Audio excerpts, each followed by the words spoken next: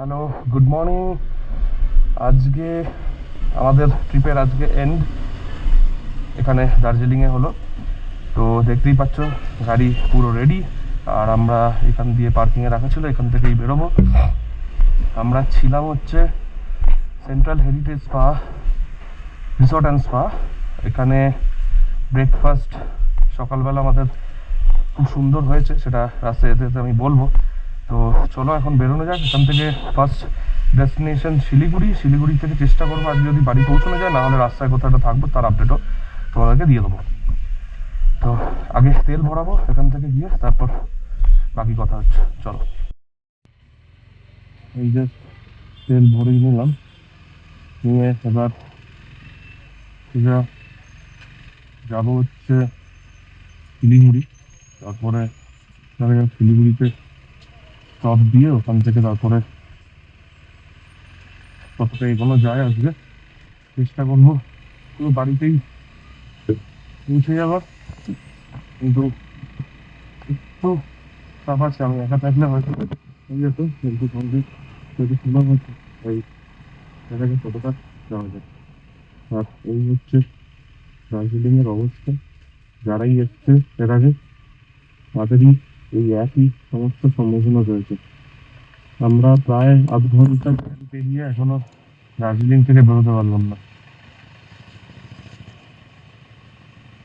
প্রচন্ড বাজে অবস্থা দার্জিলিং এর জ্যাম। ঠিক 10টা এই দুটো জায়গা, এক হচ্ছে বাতাসিয়া লুপের কাছে জ্যাম পাবে, আরেকটা জ্যাম হচ্ছে এই এখন যে মনস্ট্রির সামনে দিয়ে আমরা যাচ্ছি এখানে। এখন খুব সুন্দর জিনিস দেখলাম বলে তোমাদের সঙ্গে শেয়ার করছি। দেখো সামনে পুরো view। এটা অ্যাকচুয়ালি এটা কিন্তু কুয়াশা নয়, এটা মেঘ। দেখো, আর এই মেঘের জন্যই কিন্তু ঠান্ডাটা বেশি লাগে, এটাই রিজন। তুমি আরো যত নিচে নামবে আস্তে আস্তে মেঘ কেটে যাবে, কিন্তু এই জায়গাগুলো খুব সুন্দর লাগে দেখতে। দার্জিলিং নিচে দিয়ে বেরিয়ে গেছে, বাট এই রাস্তাটা কলকাতা কালিম্পং শিলিগুড়ি ওইদিকেই যাচ্ছি।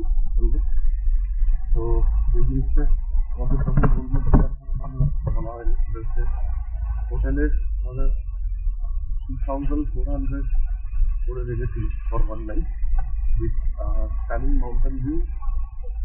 তো সেই মাউন্টেন ভিউটা আমি ভিডিওর মধ্যেই একটা পিকচার শেয়ার করবো, কারণ ওটা অনেকটা জুম করে তুলতে এসেছিল, আমি আর ভিডিও করিনি। তো ওখানে হয়তো ইনক্লুসিভ অফ ব্রেকফাস্ট ছিল। আর ব্রেকফাস্টে তোমার অ্যাজ ইউজুয়াল যেরকম ওরা পোহা, ব্রেড, সিরিয়াল, স্প্রাউট, তোমার কুলচা, এগুলো সব ছিল। আমাদের অমলেট বললে তোমার অমলেটও করে দেবো। তো এটা খেয়ে আমরা ঠিক 10টা 15 নাগাদ আমরা রওনা দিই। টার্গেট তো আমার বাড়ি অবভিয়াসলি, যদি না হয় মাঝখানে কোথাও স্টে করবো। এই রোডটা আমরা উপরের রাস্তায় জ্যাম ছিল বলে আমি এই রাস্তাটাই নিলাম। এটা কার্শিলং এর রাস্তা।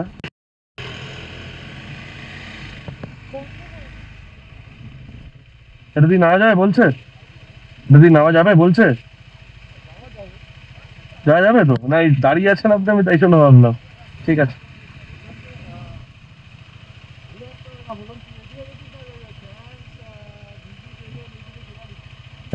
এইটা অ্যাকচুয়ালি যাচ্ছে তো শিলিগুড়ি, এই রাস্তাটা।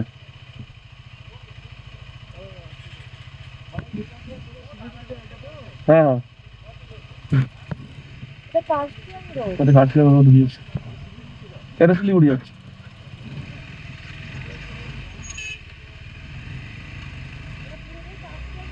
হ্যাঁ কার্শিলং, এটা যাই হোক একটু প্রবলেম হচ্ছিল।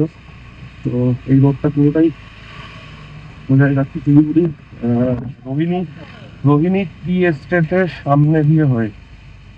তো এখানে একটা একটু প্রবলেম হতে পারে।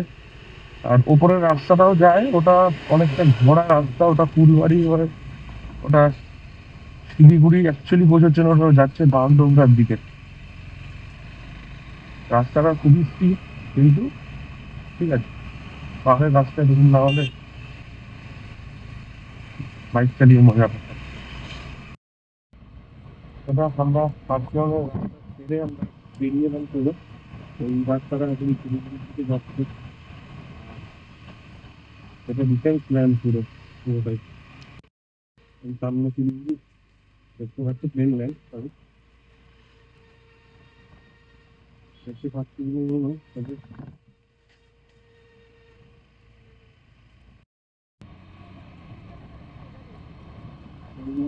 আমিও রাস্তাটা দেখতে রাইটের রাস্তাটা পুরো মিরিক চলে যাচ্ছে, লেফটের রাস্তাটা শিলিগুড়ি।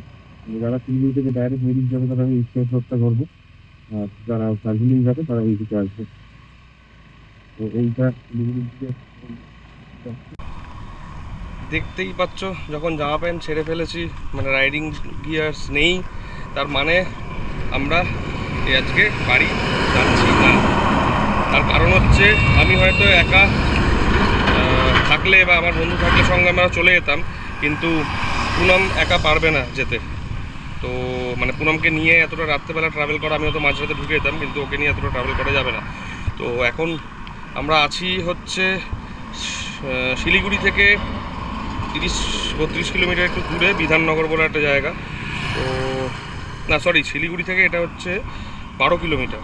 তো বিধাননগর বলে একটা রিসর্টে, মিরামার, রিজনেবল। এই দেখো রিসর্টটা, মিরামার রিসর্ট, একদম রোডের ধারেই বিধাননগর যে জায়গাটা ওখানে। আর ভেতরটা খুবই সুন্দর, চলো দেখছি।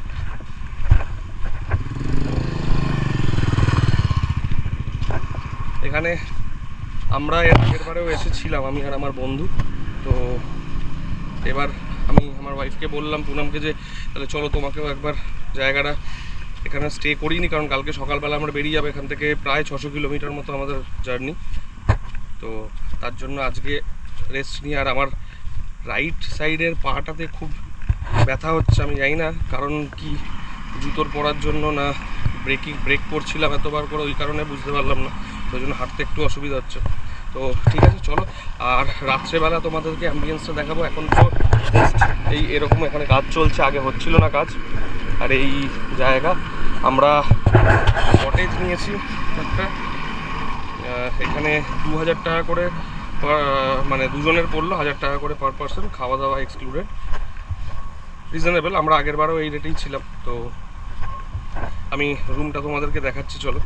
আর রাত্রেবেলা এখানে মানে একটা গার্ডেন মতো আছে, সেখানে লাইট জ্বালায়, খুব সুন্দর জায়গাটা। তো দেখাচ্ছি, তখন সকালবেলা বুঝতে পারবে না, তাও একবার দেখিয়ে দিচ্ছি তোমাদেরকে। এই হচ্ছে গার্ডেনটা, এইগুলো হচ্ছে কটেজ।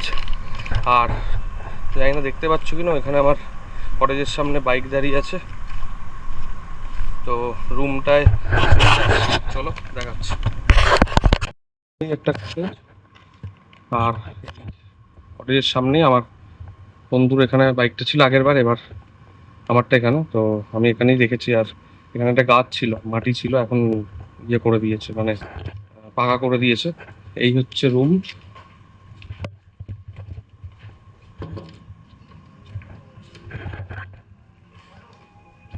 দুটো আলাদা বেড, এইটাই হচ্ছে ব্যাপার। আর এই সুন্দর বেশ রুমটা, এটা বাথরুমটা বেশ বড়।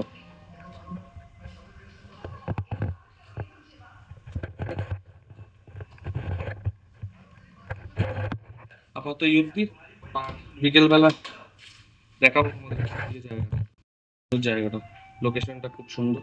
আর আজকে আমাদের মোটামুটি এন্ড ট্রিপের। তো সোমবার থেকে আবার যার যার নিজের কাজে সবাই ব্যস্ত, তাই জন্য সেই নিয়ে মন খারাপ এই যে ম্যাডামের। ঠিক আছে, ট্রিপ ভালো ছিল। তাহলে চলো আবার, তাহলে স্কুলে চাকরি ছেড়ে দাও, ছেড়ে দিয়ে চলো তাহলে একসঙ্গে বেরোই সবাই মিলে একসাথে। ঘোরাটাও যেমন দরকার তেমন কাজটাও দরকার, এই জন্যই স্যাটারডে পরে সানডে আসে, সপ্তাহে একদিন ছুটি থাকে, তো ওরকমই ঘোরা। তো যাই হোক, আবার ট্রিপে যখন বেরোবো তখন দেখা হবে নিশ্চয়ই, তখন ব্লগিং হবে। আর আমার বন্ধু রিসেন্টলি শিলং যাচ্ছে, তো ওদেরও ব্লগটা আসছে, তো ওটাও দেখবে। তো যাই হোক, বিকেলবেলা দেখা হচ্ছে, চলো।